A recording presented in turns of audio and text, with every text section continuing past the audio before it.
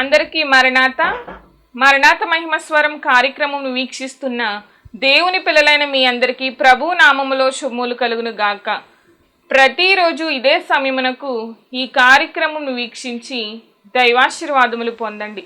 ఇప్పుడు pastor Samuel Sundar Reddy గారు దేవుని వాక్య వర్తమానం అందిస్తారు. శ్రద్ధగా ఆలకించండి. దేవునికి స్తోత్రం. అందరికీ మరణాత. దేవుని మహాకృపను బట్టి బ్లెస్సింగ్ ఛానల్లో వాక్య సందేశాలు ప్రారంభించి నేటికి సంవత్సర కాలం గడిచింది. మరి ఈ సంవత్సరం అంతా కూడా దేవుడు తన మహాకృపను బట్టి తన ఆత్మశక్తితో ఈ కార్యక్రమాన్ని జరిగించుకుంటూ ముందుకు వెళుతూ ఉన్నారు.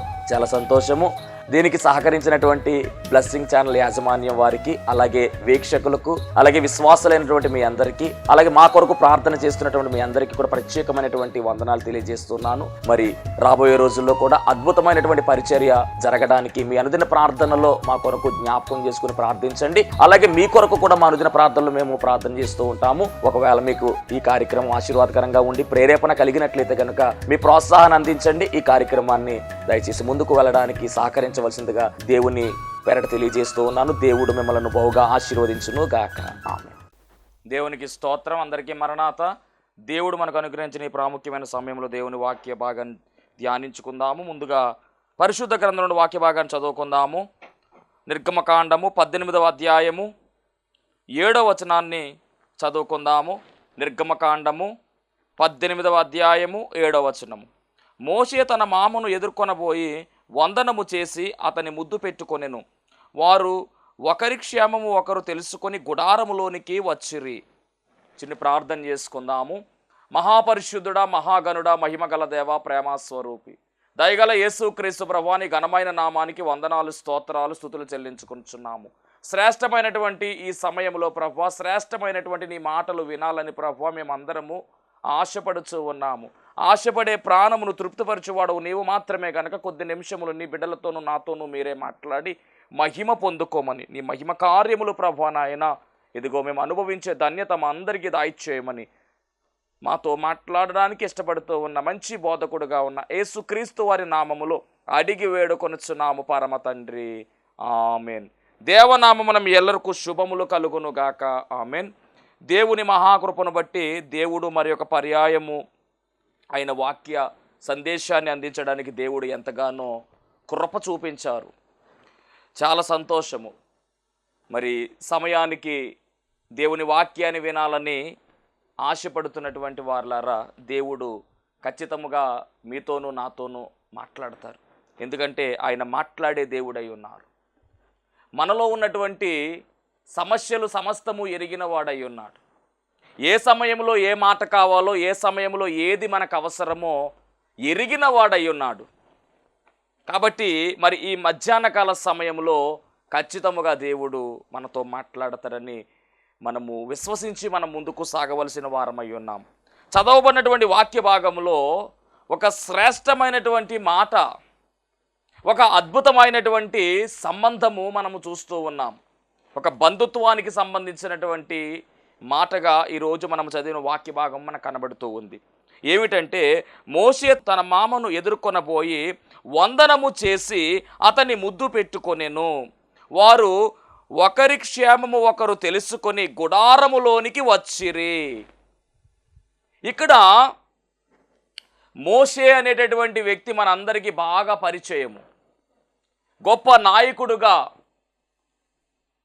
ఇల్లంతటిలో నమ్మకమైనటువంటి వాడిగా, సాత్వికుడుగా, దేవుని చేత ఎంపిక చేయబడినటువంటి జనాంగాన్ని నడిపించడానికి దేవుని చేత ఎంపిక చేయబడినటువంటి గొప్ప నాయకుడుగా మోషే మనందరికీ బాగా పరిచయం. ఒక మాటలో చెప్పాలి అంటే మంచి లక్షణాలు కలిగినటువంటి వాడు. అంత మాత్రమే కాదు, గొప్ప ప్రార్థనాపరుడుగా మనకు మోషే కనబడుతూ ఉన్నాడు. ఇశ్రాయేలు జనాంగాన్ని ఏకదాటిగా నడిపించినటువంటి గొప్ప ధీరుడు, వీరుడు, శూరుడు అని చెప్పొచ్చు. మరి ఈ మోషే గారికి వివాహము జరిగింది.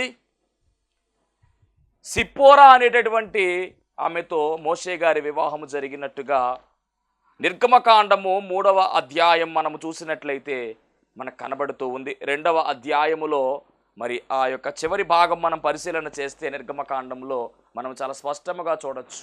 సిప్పోరా అనేటటువంటి ఆమెతో వివాహము జరిగింది.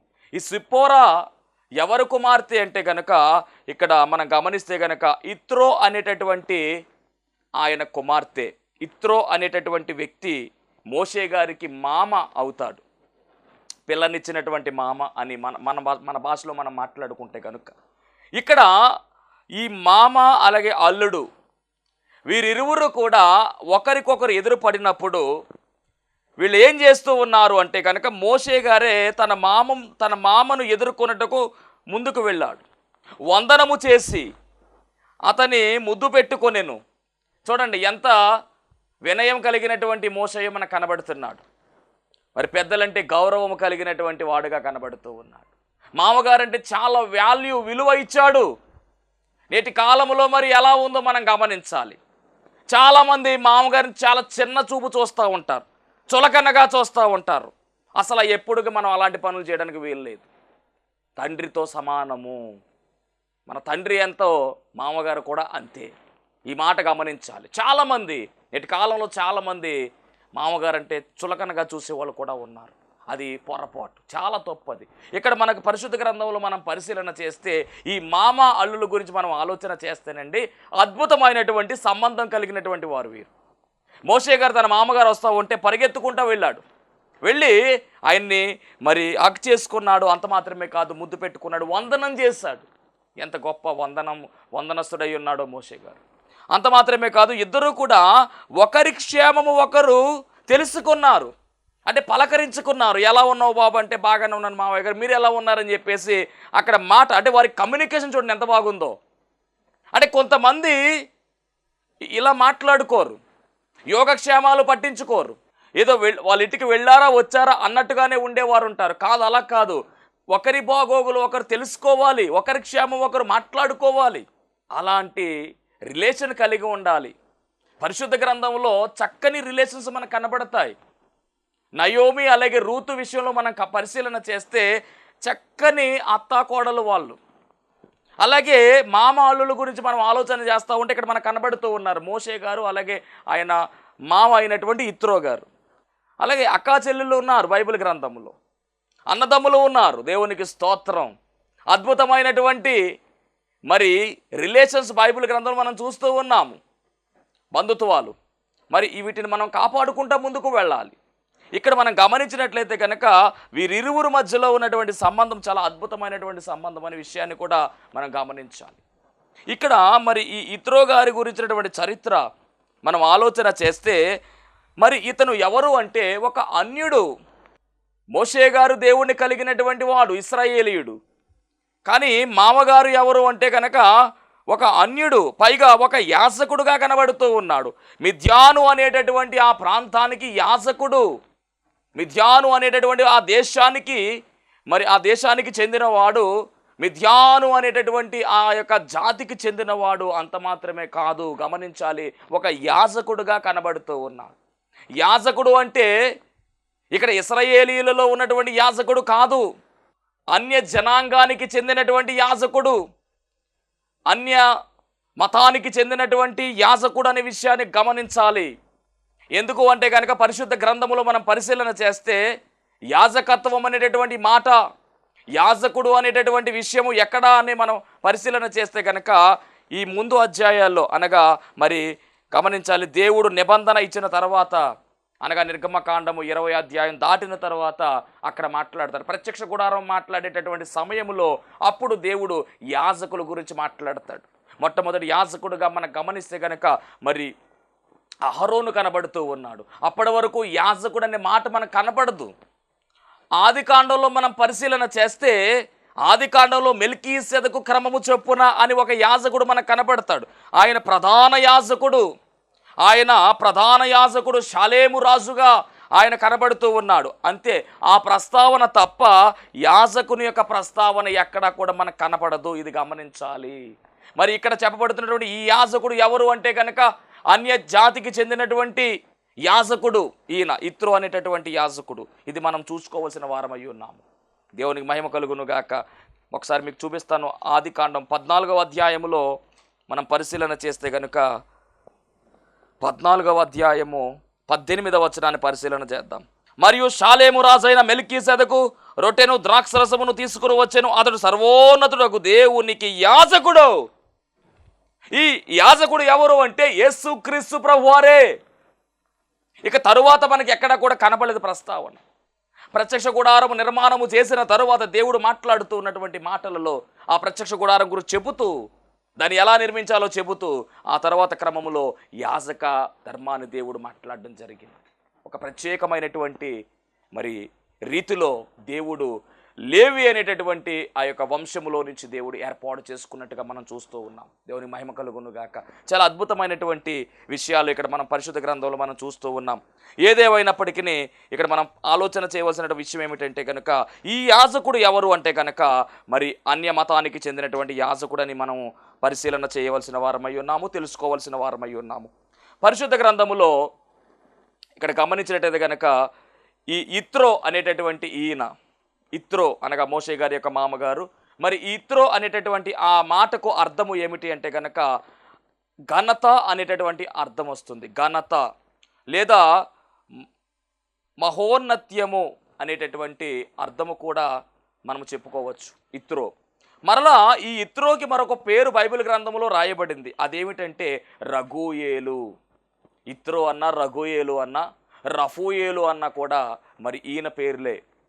రఘుయేలు అంటే అర్థం ఏమిటంటే దేవుని స్నేహితుడు. ఎందుకంటే రఘుయేల్, ఏల్ అనగా దేవుడు, ఎల్ దేవుడు అని అర్థం.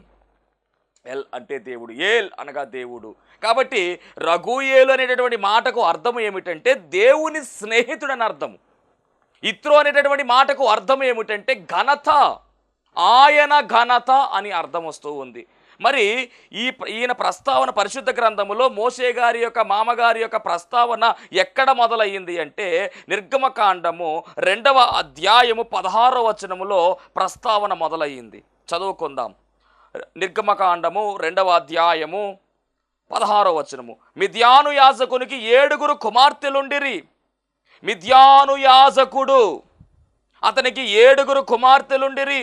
వారు వచ్చి తమ తండ్రి మందకు పెట్టుటకు నీళ్లు చేది తొట్లను నింపుచుండగా. అంటే ఇక్కడ మిద్యాను యాజకుడు అని రాయబడింది. ఈ మిద్యాను యాజకుడు ఎవరు అంటే కనుక ఈ ఇత్రో లేదా రఘుయేలు అనేటటువంటి విషయాన్ని మనం గమనించాలి. మరి మిద్యాను యాజకుడు ఎవరు? ఈ మిద్యాను, అసలు ఆ మిద్యాను ఎవరు? తర్వాత కాలములో ఈ మిద్యానీయులుగా పిలువబడుతున్నారు మనకు.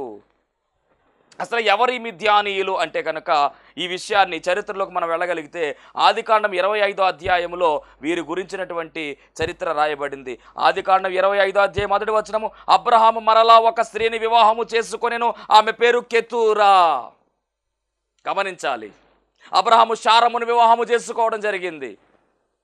ఆ తరువాత హాగరు అనేటటువంటి మరి శారము యొక్క మరి ఆమె దగ్గర పనిచేసేటటువంటి ఆమెను మరి ఆమె కూడా అతను మరి అబ్రహాముకు అప్పచెప్పడం మనం చూస్తాం. ఈ హాగరుకు అలాగే అబ్రహాముకు మరి పుట్టినటువంటి కుమారుడు ఎవరు అంటే ఇష్మాయేలు. ఇక్కడ గమనించవలసిన మాట ఏమిటంటే శారము తర్వాత ఎవరిని వివాహము చేసుకున్నాడు అబ్రహాం అంటే కనుక కెతూరా అనేటటువంటి ఆమెను వివాహము చేసుకున్నట్టుగా ఇక్కడ మనం చూస్తూ ఉన్నాం. ఈ కెతూరా అనేటటువంటి ఆమె అతనికి జిమ్రాను, యొక్షాను, మేధాను, మిద్యాను, ఇష్బాను, అలాగే మనం ఆ లైన్లో మనం పరిశీలన చేస్తే కనుక ఆ యొక్క పిల్లలు ఎవరెవరిని ఆమె మరి కన్నది ఇక్కడ రాశారు. ఆమె అతనికి జిమ్రాను, యొక్షాను, మేధాను, మిద్యాను, ఇష్బాను అను వారిని కనెను. అంటే ఈ యొక్క కెతూరా అనేటటువంటి ఆమె ద్వారా పుట్టినటువంటి వారిలో మిద్యాను అనేటటువంటి వ్యక్తి కూడా ఉన్నాడు. ఈ మిద్యానే తర్వాత కాలంలో మిద్యానీయులుగా పిలవబడినట్టుగా, వారి సంతతి మిద్యానీయులుగా పిలవబడినట్టుగా మనం చూస్తున్నాం. దేవునికి మహిమ కలుగును కాక. గమనించాలి, చాలా జాగ్రత్తగా ఆలోచన చేయాలి. అంటే ఇప్పుడు మనం పరిశీలన చేస్తే కనుక ఈ మిద్యానీయులు ఎవరి పిల్లలు అంటే కనుక అబ్రహాము యొక్క సంతతే. అలాగే ఇశ్రాయేలీయులు ఎవరి పిల్లలు అంటే కనుక అబ్రహాము యొక్క సంతతే. ఇష్మాయేలీయులు మనం పరిశీలన చేస్తే వారు ఎవరి పిల్లలు అంటే అబ్రహాము యొక్క సంతతే. కానీ తల్లులు వేరుగా కనబడుతూ ఉన్నారు, తండ్రి ఒక్కడే. ఇక్కడ ఇశ్రాయేలీయులు అనేటటువంటి వారిని దేవుడు ఏర్పాటు చేసుకున్నాడు. ఎందుకు ఏర్పాటు చేసుకున్నాడు అంటే కనుక దేవుడు వాగ్దానం చేయగా పుట్టినటువంటి బిడ్డ ఎవరు? ఇస్సాకు. దేవుని ప్రణాళికలో వాగ్దాన పుత్రుడిగా పిలువబడింది ఇస్సాకు. కాబట్టి ఆ ఇస్సాకులో నుంచి యాకోబు, ఆ ఇస్సాకులో నుంచి యాసావు, యాకోబు, అందులో యాకోబు, ఆ యాకోబులో నుంచి 12 మంది గోత్రకర్తలు. ఈ యాకోబును ఈ 12 మందిని కలిపి దేవుడు ఏమంటూ ఉన్నాడంటే ఇశ్రాయేలు అని పిలుచుకున్నాడు. యాకోబును దేవుడు ఇశ్రాయేలుగా పిలిస్తే ఆ తరువాత అక్కడి నుంచి ఏం జరిగింది అంటే అతనికి పుట్టినటువంటి 12 మంది నుంచి వచ్చిన సంతానం అంతా కూడా ఇశ్రాయేలీయులుగా పిలువబడ్డారు. అంటే ఇదంతా కూడా ఇశ్రాయేలు జాతిగా బయటకు వచ్చింది.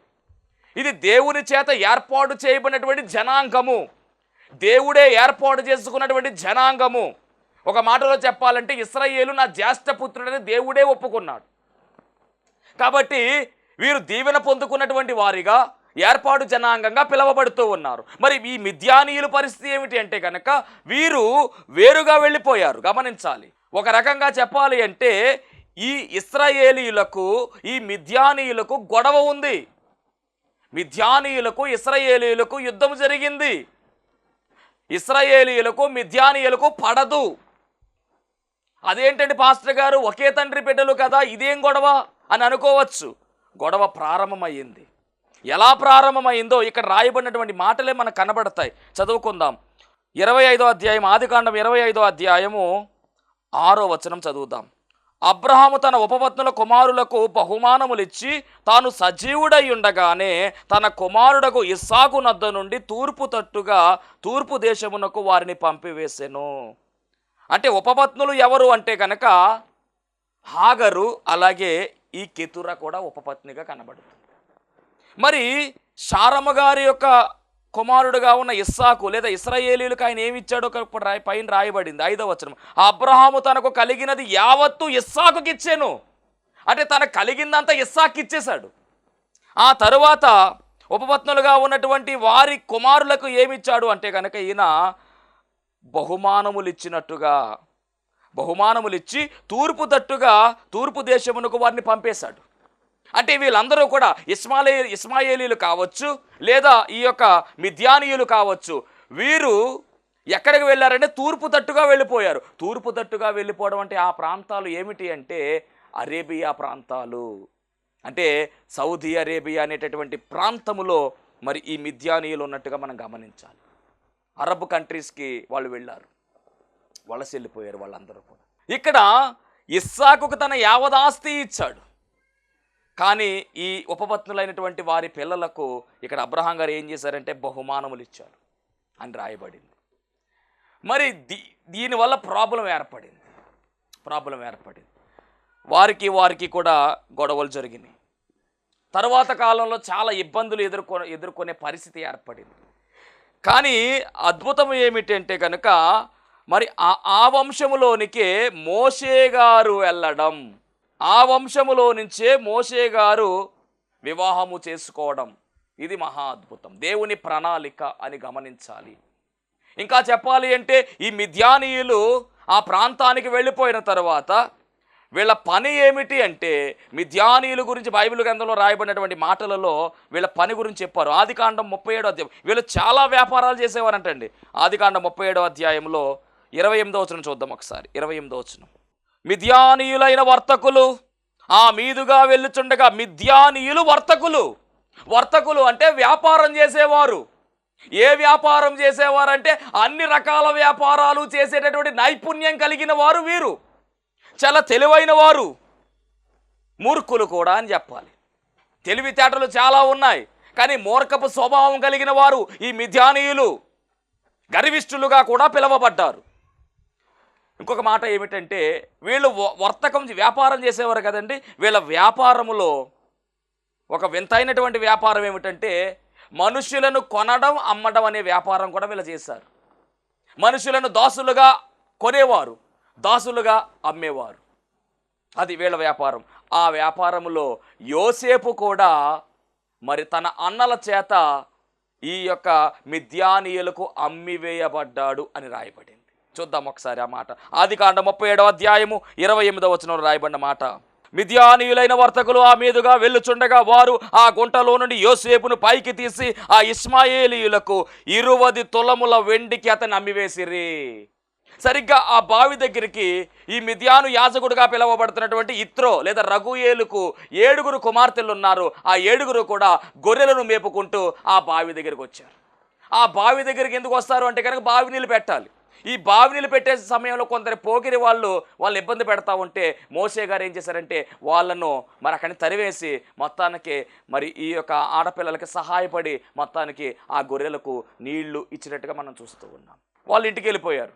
అప్పుడు తండ్రి అయినటువంటి ఇత్రో అడుగుతున్నాడు, అమ్మా తొందరగా వచ్చేసారేంటి అని అడిగితే అప్పుడు వాళ్ళు చెప్తున్నారు, ఒక ఐగుప్తీయుడు అక్కడ మాకు సహాయం చేశాడు నాన్నగారు, అందుకనే మేము మన గొర్రెలకు తొందరగా నీళ్ళు పెట్టాం, తొందరగా వచ్చామంటే అప్పుడు ఇత్రో అంటాడు కదా, ఎవరు ఆయన ఎక్కడున్నాడంటే అక్కడే ఉన్నాడని చెప్తే మొత్తం మీద ఈయన కౌరంపడం జరుగుతుంది. ఆ తర్వాత మరి మోషే గారిని ఇంటికి తీసుకొస్తారు. తీసుకొచ్చాక వాళ్ళిద్దరి మధ్య చక్కగా మాటలు కలుస్తాయి. ఆ తర్వాత ఈ ఇత్రో అంటాడు కదా, నా కుమార్తెల్లో ఒక ఆమెను వివాహం చేసుకుంటామని అడిగితే మొత్తం మీద మోషే గారు వివాహం చేసుకుంటాడు. అలా వివాహం జరిగింది ఎవరితో అంటే సిప్పోరాతో వివాహం జరిగింది. ఇక బంధుత్వం ఏర్పడింది. అలా వారిద్దరి మధ్య సాహిత్యం ఏర్పడింది. చక్కగా మరి మామగారి యొక్క ఆ యొక్క గొర్రెలను మేపుకుంటా 40 సంవత్సరాల కాలాన్ని గడిపినట్టుగా అక్కడే ఇద్దరు పిల్లల్ని కన్నట్టుగా కూడా మనకు కనబడుతూ ఉంది ఆ మిద్యాను దేశంలోని. తర్వాత మనం గమనించినట్టయితే కనుక మరి ఎంత అద్భుతము అంటే కనుక ఈ ఇత్రో లేదా ఈ యొక్క మరి మిద్యాను యాజకుడుగా ఉన్నటువంటి ఇతనిలో అద్భుతమైనటువంటి 4 లక్షణాలు ఈరోజు మనం నేర్చుకోబోతూ ఉన్నాం. అసలైనటువంటి పాఠం ఇదే, 4 లక్షణాలు. దానిలో మొదటి లక్షణం ఏమిటంటే ఈ యొక్క ఇత్రో అనేటటువంటి ఈయన ఎలాంటి వాడు అంటే కనుక అల్లుడు యొక్క క్షేమాన్ని కోరుకునేవాడుగా రాయబడింది. ఇందాక మనం చదువుకున్నటువంటి వాక్య భాగంలో మనం పరిశీలన చేస్తే కనుక నిర్గమకాండం 4:18 రాయబడినటువంటి మాట ఏమిటంటే మరి అల్లుడు మరి మామగారు ఇద్దరు కలిసినప్పుడు ఇద్దరు ఎదురుపడినప్పుడు మరి ఎలా ఉన్నావు అనేటటువంటి మాట మనం చూస్తూ ఉన్నాం. చదువుదాం. 4:18 ఈ మాట మనకు కనబడుతూ ఉంది. అటు తర్వాత మోషే బయలుదేరి తన మామయ్య ఇత్రో యొద్దకు తిరిగి వెళ్ళి సెలవైన ఎడల నేను ఐగుప్తులో ఉన్న నా బంధువుల యొద్దకు మరలా పోయి వారు ఇంకనూ సజీవులై ఉన్నారేమో చూచెదరని అతనితో చెప్పగా ఇత్రో క్షేమముగా వెళ్ళము.